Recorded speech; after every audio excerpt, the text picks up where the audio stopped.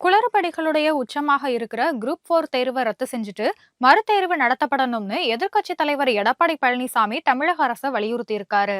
இது குறித்து அவர் வெளியிட்டுள்ள அறிக்கையில, தமிழ்நாடு அரசு பணியாளர் தேர்வாணையத்தால கடந்த 12ஆம் தேதி நடைபெற்ற குரூப் 4 தேர்வு ஆரம்பிக்கும் முன்னாடியே மதுரையில ஒரு தனியார் ஆம்னி பேருந்து மூலமா வினாத்தாள் முறையா சீலிடப்படாம கவர் மேல ஒரு A4 ஷீட் ஒட்டப்பட்ட நிலையில அனுப்பப்பட்டது சர்ச்சையானது அப்படின்னு குறிப்பிட்டிருக்காரு. பிறகு வினாத்தாள்ல பல கேள்விகள், குறிப்பா தமிழ் பாட கேள்விகள் சிலபஸ்க்கு அப்பாற்பட்டு இருந்ததா தேர்வர்கள் புகார் தெரிவிச்சாங்க. தற்போது சேலத்துல இருந்து சென்னைக்கு அனுப்பப்பட்ட விடைத்தாள்கள் அடங்கிய பெட்டிகள் முறையா சீலிடப்படாம அங்கங்க உடைக்கப்பட்டு இருப்பதா செய்திகள் வரதா அவரு சுட்டிக்காட்டியிருக்காரு. குரூப் 4ல வர பதவிகள், அதாவது குறிப்பா VAO பதவி அப்படிங்கிறது தமிழ்நாடு அரசோட வேர் போன்றது. ஜாதி மத பேதம் இல்லாம ஏழை எளிய பின்னணி கொண்ட மக்கள் அரசு அதிகாரிகள் ஆகணும் அப்படிங்கிற உயரிய எண்ணத்துல எம்ஜிஆரால உருவாக்கப்பட்ட பதவி அப்படின்னு குறிப்பிட்டிருக்காரு.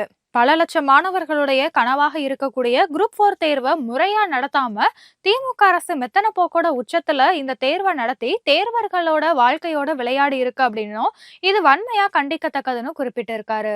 எனவே கடந்த 12ஆம் தேதி நடைபெற்ற குரூப் 4 தேர்வை ரத்து செய்துவிட்டு உடனடியா மறுதேர்வு வைக்கணும் அப்படின்னும், குரூப் 4 குளறுபடிகள் குறித்து ஓய்வு பெற்ற நீதிபதி தலைமையில விசாரணை மேற்கொண்டு உரிய நடவடிக்கை எடுக்கணும் அப்படின்னு தமிழக அரசை எடப்பாடி பழனிசாமி வலியுறுத்தி இருக்காரு.